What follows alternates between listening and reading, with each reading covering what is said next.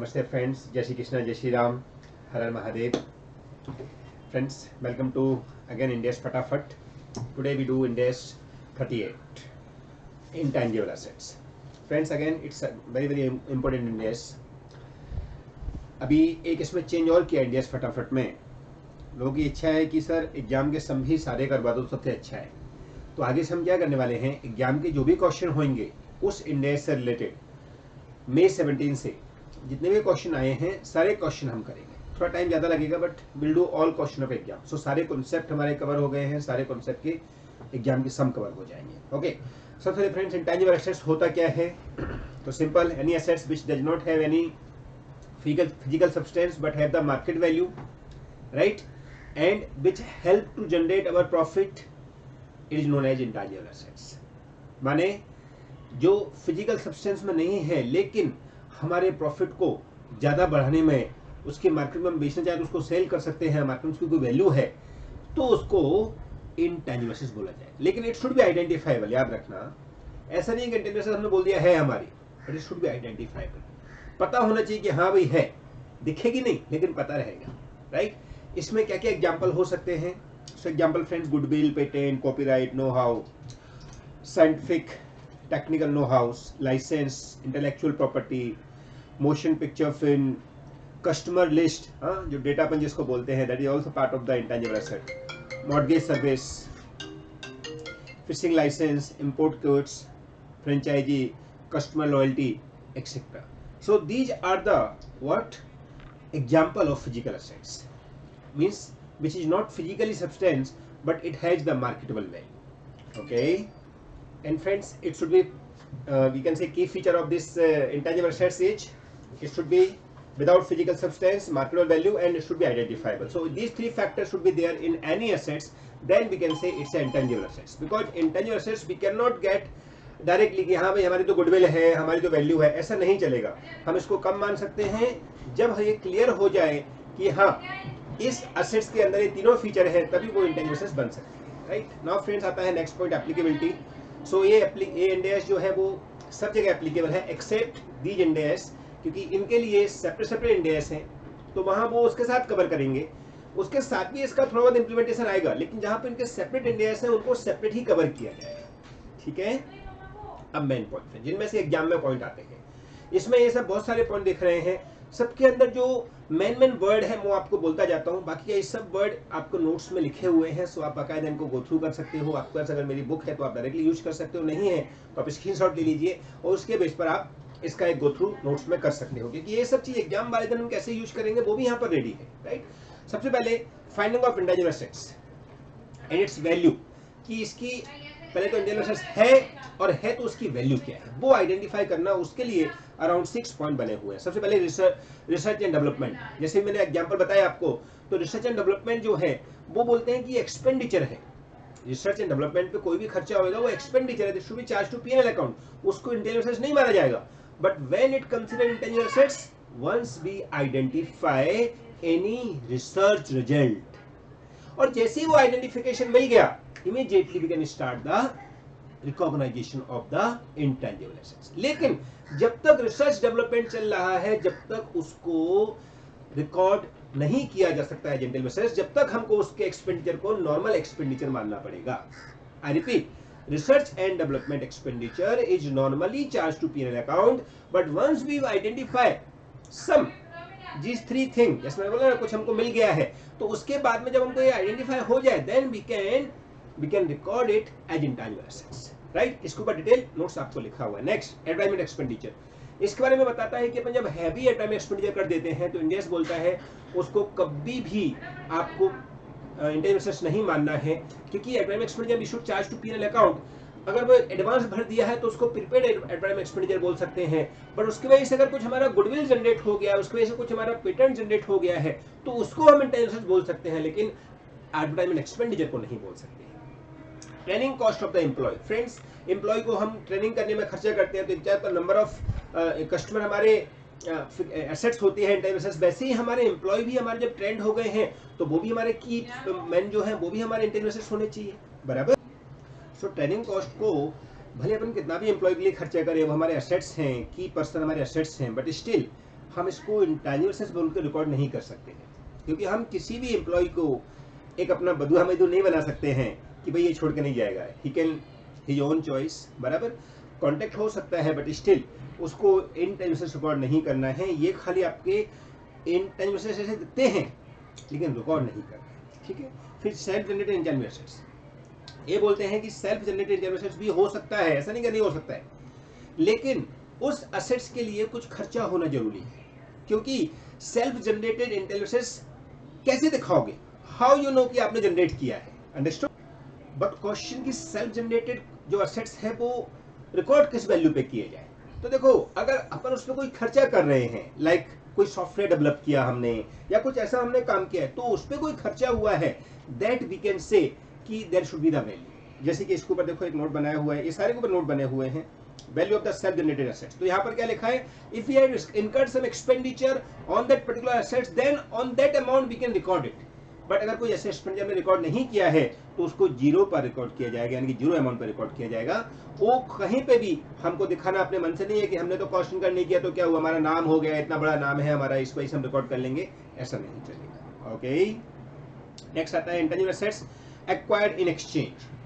अभी हम एक्सचेंज में एक्वायर करें तो फ्रेंड्स ऐसे केस में फेयर वैल्यू कॉन्सेप्ट यूज करना पड़ेगा कि जो एसेट्स हम एक्वायर किए हैं उसका एसेट्स का फेयर वैल्यू क्या है, उसको रिकॉर्ड करो। अगर उसका फेयर वैल्यू नहीं है तो जो दिया है उसका फेयर वैल्यू क्या है उस पर रिकॉर्ड करिए, इसका भी नोट्स लिखा हुआ है। फिर intangible assets acquire free of cost और बाय गवर्नमेंट ग्रांट। तो कभी कभी अपन को कोई इंटेंजिबल एसेट्स जैसे कोई पेटेंट या कॉपीराइट हमको गवर्नमेंट से फ्री मिल गया है, तो ऐसे केस में हमको गवर्नमेंट ग्रांट का भी इंड एस थोड़ा सा यूज करना पड़ेगा, इंड एस 20।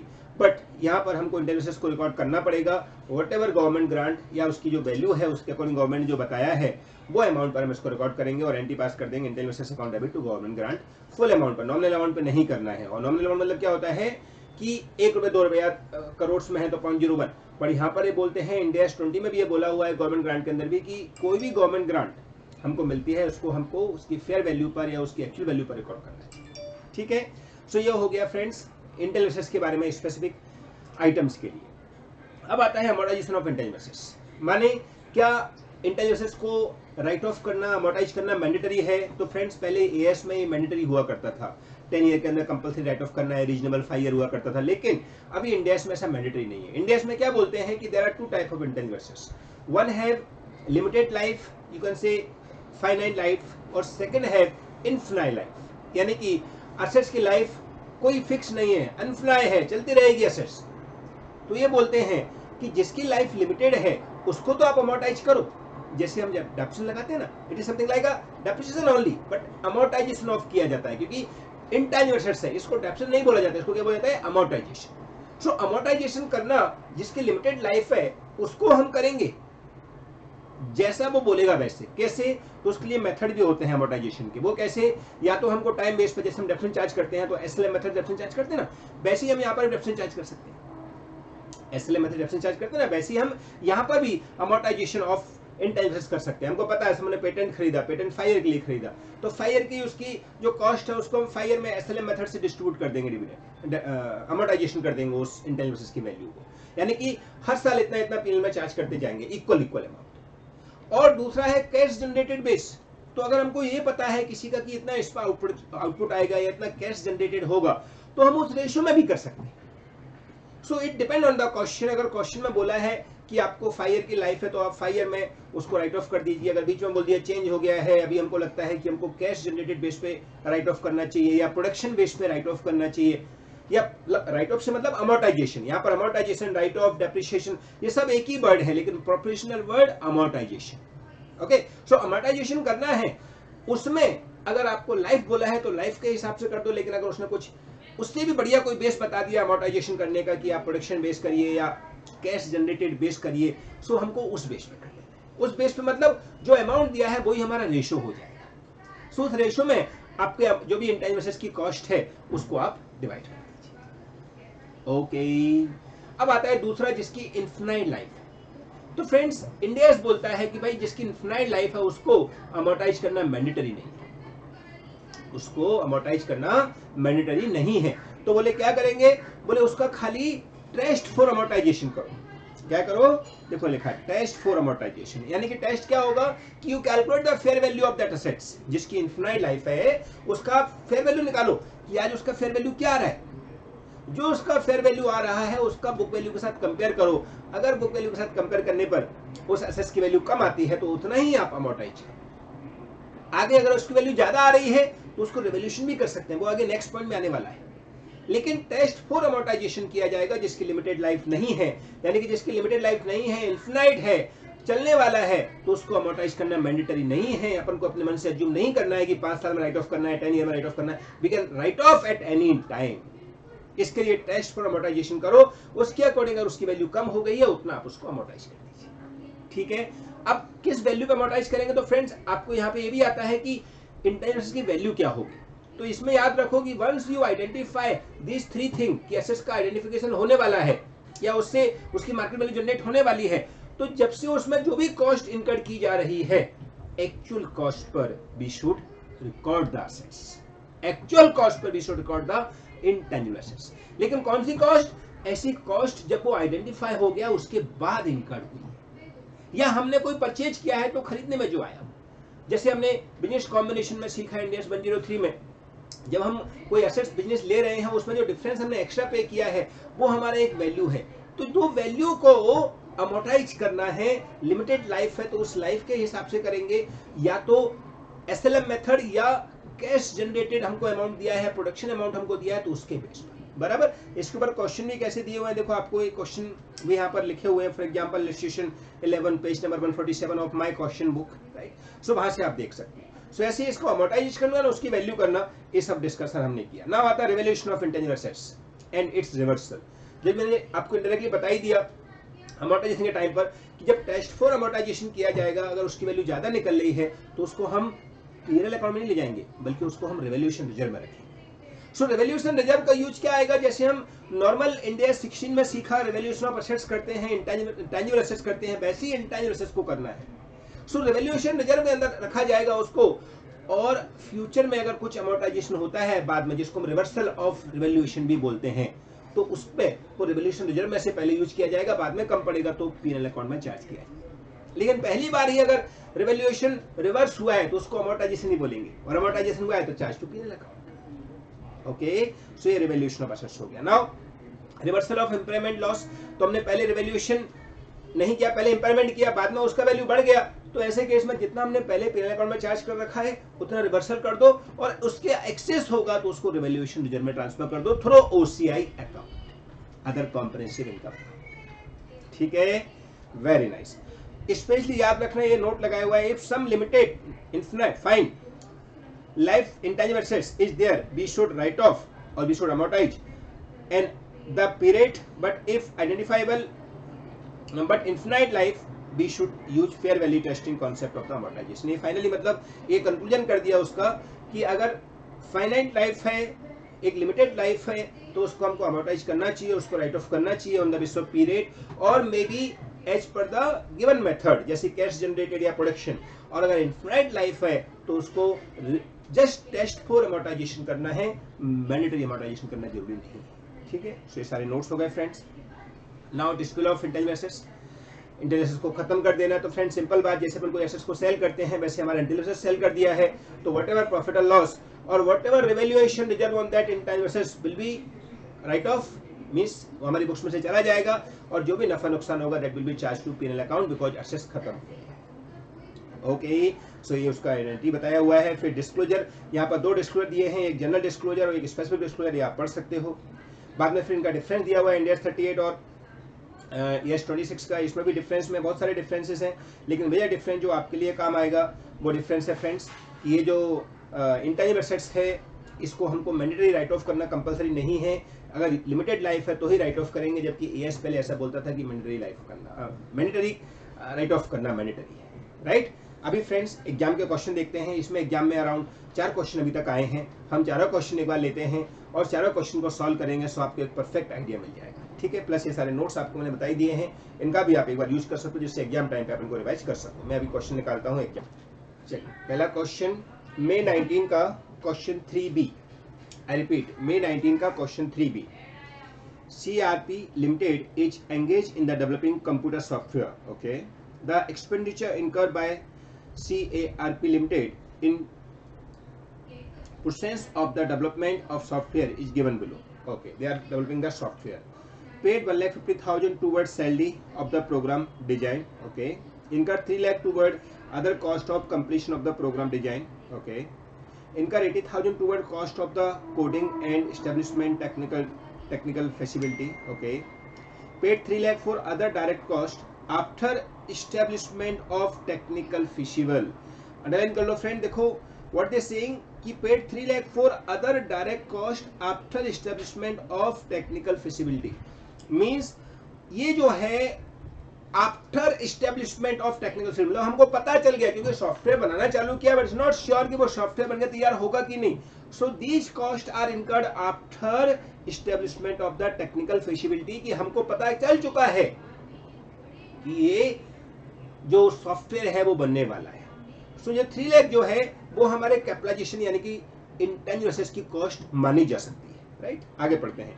इनका 90,000 toward other testing cost. Okay, माने एस्टेब्लिशमेंट हो गया, उसके बाद तो कोई भी खर्चा हो सारा कैपिटलाइज होगा, सारा इंटेंजिबल एसेट्स माना जाएगा, लेकिन उससे पहले के खर्चे वी कैन नॉट कंसीडर और we can not capitalize, it should be charge to PNL account, because intangible assets का कैलकुलेशन अच्छे से याद रखना, वंस वी आइडेंटिफाई उसके बाद में जो भी खर्चा होगा, जो भी डेवलपमेंट के खर्चे होंगे, that will be recorded, but research के खर्चे रिकॉर्ड नहीं किए जाएंगे. राइट, सो ये आफ्टर एस्टेब्लिशमेंट आया तो 3 लाख कैपिटलाइजेशन हो जाएगा, 90,000 कैपिटलाइजेशन हो जाएगा. आगे पढ़ते हैं.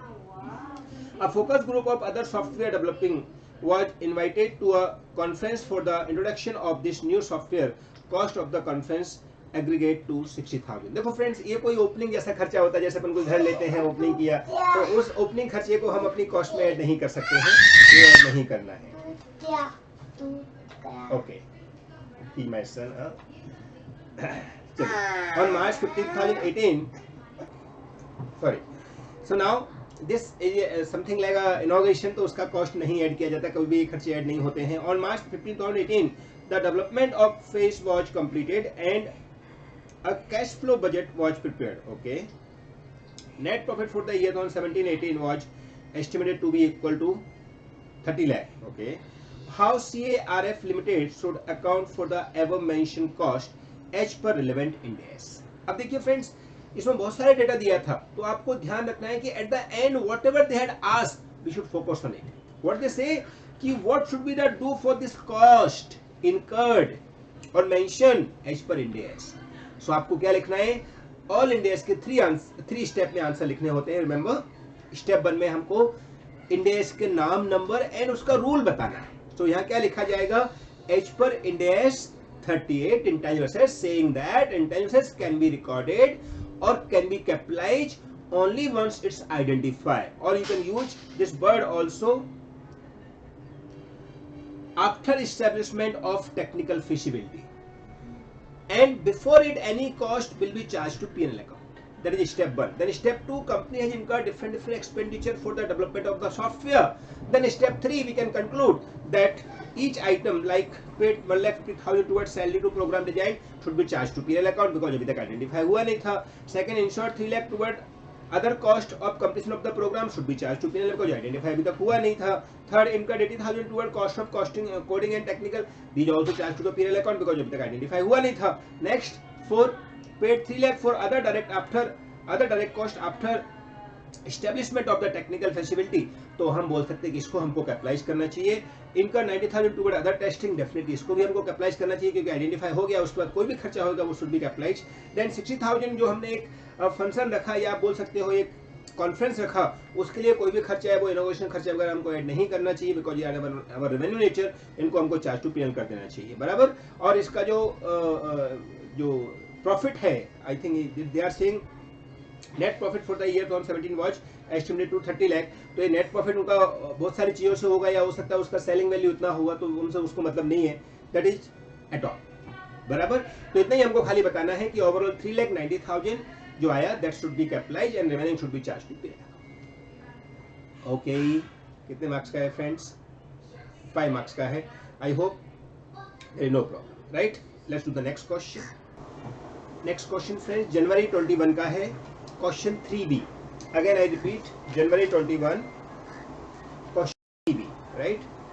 Super Sound Limited had the following transaction during the financial year 2019-20. Okay, on 1st April 2019, Super Sound Limited purchased the net assets of Music Limited for 30,20,000. The fair value of Music Limited identified net assets was 10 lakh. Super Sound Limited is the view that due to popularity of the Music Limited production, the life of goodwill was is 10 year. तो friend देखा जाए तो Indians 103 में cover होता है कि when we acquired the business, on that time whatever amount we extra pay, that is known as goodwill, because goodwill is nothing but difference between your purchase amount and your net assets amount, net identifiable intangible assets.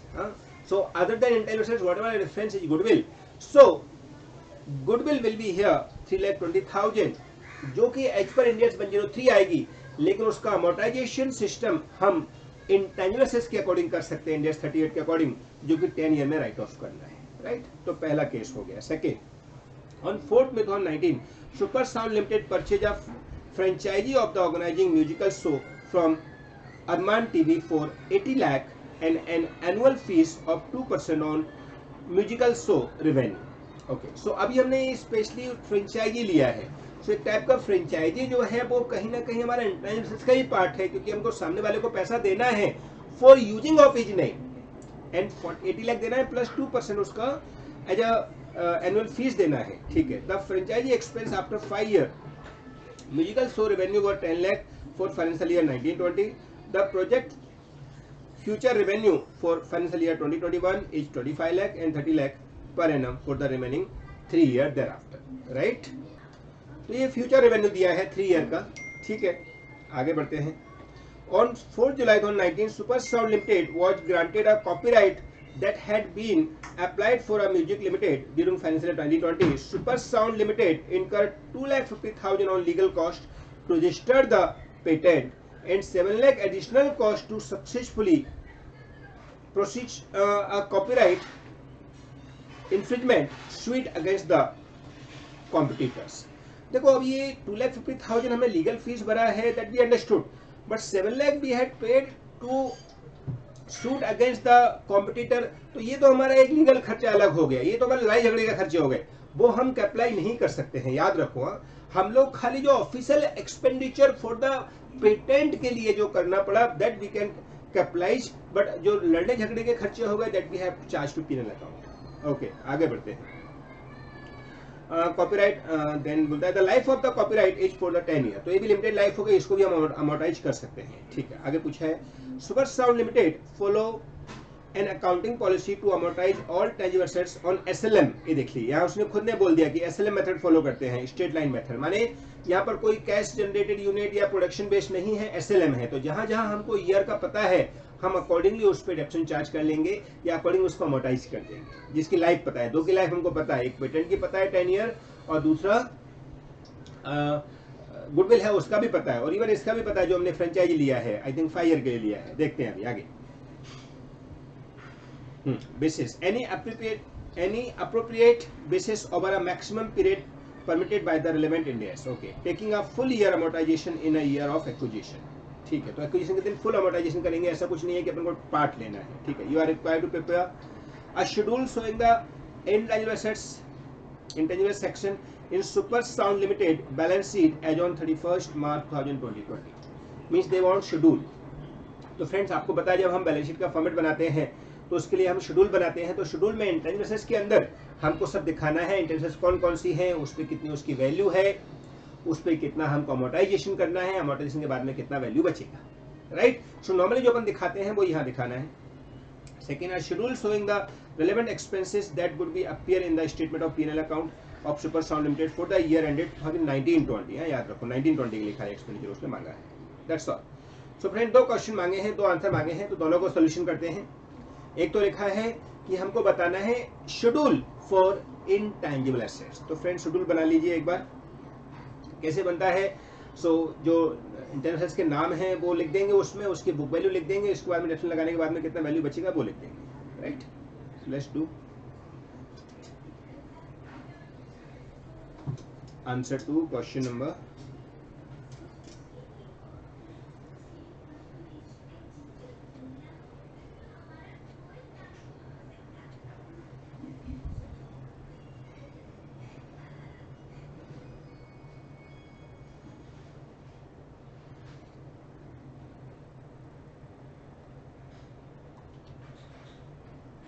January, right, Jain 2021, question 3 बराबर है। Okay, सबसे पहले answer part 1, intangible assets schedule. Okay, इसके अंदर name of assets, फिर उसका value जिस पे रिकॉर्ड करना है, फिर अमोर्टाइजेशन अमाउंट, और फिर क्लोजिंग वैल्यू। ओके, और शेड्यूल को अपन अपने हिसाब से ही बना सकते हैं, थोड़ा बहुत, ऐसा नहीं है कि ऐसे ही बनाना है, ऊपर नीचे भी किया जा सकता है। सबसे पहले कौन कौन सा एसेट्स आया फ्रेंड्स हमारे पास? एक तो हमारी एसेट्स आई है गुडविल, जो कि हमने जो एसेट्स का डिफरेंस में निकाला था, वो डिफरेंस आया था 3,20,000 as per Ind AS 103, right. और स्टार्टिंग में हमको स्टेप 1 में ये भी लिखना है जो अपन ने बात किया कि इंड AS के बारे में, कौन कौन सा इंड AS एप्लीकेबल हो रहा है, उसका इंड AS का रूल क्या है, राइट, वो सब मेंशन करना है। फिर अमोर्टाइजेशन कर लिया, हमको कितना होना है, 10 ईयर की लाइफ में इसको अमोर्टाइज करना है, 10 ईयर, राइट। 10 ईयर की लाइफ में अमोर्टाइज करेंगे, 32,000 अमोर्टाइजेशन हो जाएगा। फिर दूसरा क्या है, दूसरा है फ्रेंचाइजी लिया है हमने, फ्रेंचाइजी कितने का लिया है, 80 लाख का। इसके अलावा 2% हमको उसको देना है, वो हमारा खर्चा होएगा, राइट। उसकी लाइफ कितनी है फ्रेंचाइजी की, कुछ बोला है, यस, इसकी 5 ईयर की लाइफ है, तो ये 5 का डिवाइड दे दीजिए, 5 ईयर की लाइफ है, उसके हिसाब से हो जाएगा 16 लाख डेप्रिसिएशन, राइट। फिर तीसरा क्या है, कॉपीराइट, बराबर ना। कॉपीराइट में कितना एक्सपेंड हमने किया है, 2,50,000, 7 लाख हम लोग किल में चार्ज करेंगे, ऐसा हमने बात किया था। उसकी लाइफ कितनी है, उसकी लाइफ भी 10 ईयर की है, सो कितना हो जाएगा, 25,000, बराबर है फ्रेंड्स, क्लियर। अब फ्रेंड्स ये गुडविल के लिए जो है, उसमें आपको थोड़ा सा एक इम्पेयरमेंट वाला जो सिस्टम होता है इंड AS 36, उसका एक रूल और है, तो वो आपको रूल और एक्स्ट्रा ऐड करना पड़ेगा। वहां पे लिखा हुआ है कि गुडविल जो होती है उसको भले उसकी लिमिटेड लाइफ दिया हो, फिर भी उसका टेस्ट फॉर इम्पेयरमेंट करना चाहिए, तो ही उसको अमोर्टाइज किया जाएगा। तो अब यहाँ पर ये सब्जेक्टिव बन जाएगा, तो मैंने एक नोट लगा देंगे कि as per Ind AS 36 impairment can be done for goodwill but on the basis of test of amortization। तो यहाँ पर अभी हमको कुछ बताया नहीं है उसने गुडविल की वैल्यू क्या है क्या नहीं है, तो ऐसे केस में अगर हम इसको चार्ज करेंगे तो भी चलेगा, नहीं करेंगे तो भी। बट जब तक हमको बुक वैल्यू, फेयर वैल्यू पता ना चल जाए एसेट्स की, तब तक हमको उसमें चार्ज नहीं करना चाहिए। तो ऐसे केस में इसको हम नील कर देंगे और एक बार गुडविल के ऊपर नहीं चार्ज करेंगे, ऐसा बोल के कि हमने टेस्ट फॉर अमोर्टाइजेशन करना है, अभी तक टेस्ट हुआ नहीं है, इसके लिए इसको हम 3,20,000 का ही रख रहे हैं, राइट। जबकि फ्रेंचाइजी जो है 16 लाख की कम हो जाएगी, it's comes to 64 lakh and 2,50,000 चला जाएगा तो 225। तो हमारे इंटेंजिबल एसेट्स जो हमारी बुक्स में दिखेंगे वो 3,20,000, 64 लाख एंड 3,25,000, टोटल अमाउंट इतनी दिखेगी, ठीक है। ये हमारा फर्स्ट आंसर हो गया। सेकेंड आंसर में उसने क्या मांगा है, P&L अकाउंट में एक्सपेंडिचर कितने चार्ज होंगे। तो एक तो अमोर्टाइजेशन के चार्ज होंगे हमारे दोनों एक्सपेंडिचर कितने, 16,25,000। सो अमोर्टाइजेशन कॉस्ट आ जाएगी 16,25,000, बिकॉज हम डेप्शन ऑन गुडविल नहीं लगा रहे, मींस अमोर्टाइजेशन ऑफ गुडविल नहीं कर रहे हैं, राइट। फिर अदर एक्सपेंस आ जाएंगे हमारे, जिसमें क्या लिखा था, एक 7 लाख का हमने लीगल एक्सपेंस किया है, रिमेंबर, जो कि पेटेंट के टाइम पर हमको कॉम्पिटिटर के साथ झगड़ा करना पड़ा, राइट। और एक 2% हमको उसको फ्रेंचाइजी को देना है, 2% of what ever there cost. तो 80 लाख का 2% कितना हो जाएगा, ऐसा उनको देना है अपन को, राइट। सो ओवरऑल अमाउंट इतनी हमें एक्सपेंडिचर, 2% कॉस्ट का नहीं है फ्रेंड, वो 2% किसका है, रेवेन्यू का है। तो रेवेन्यू कितना आया था हमारा, आई थिंक 10 लाख आया था, 10 लाख का 2% 20,000। तो ये हमारा एक्सपेंडिचर हो जाएगा। Amortisation cost 16,25,000, legal expense 7 lakh and और एक्सपेंस 20,000, ठीक है। इसके अलावा एक दो क्वेश्चन और दिए हैं फ्रेंड्स, उनको आप खुद कर लेना। बाकी पर्पज हमारा यही है कि एसेट्स को कैसे अमोर्टाइज करना है, कैसे दिखाना है, इंटेंजिबल एसेट्स है कि नहीं, आइडेंटिफाई हुआ है कि नहीं, वो सब सिस्टम सोच के, प्लस बाकी के इंड AS का भी थोड़ा रेफरेंस डालो। जैसे यहाँ पर गुडविल के लिए आप इंड AS 103 का भी रेफरेंस डालो, अमोर्टाइजेशन करने के लिए इंड AS 36 का रेफरेंस भी डालो। सो ऐसे मिक्स करते हुए आंसर लिखने हैं। और एग्जाम में ये कितने 8 मार्क्स का था फ्रेंड्स। सो इस तरीके से आप क्वेश्चन करिए, प्लस स्टेप 1 2 3 जो अपन लिखे हुए हैं उन सबके सिस्टम के हिसाब से क्वेश्चन सॉल्व करेंगे तो आपको अच्छे मार्क्स मिलेंगे। Okay friends, thank you so much, bye bye.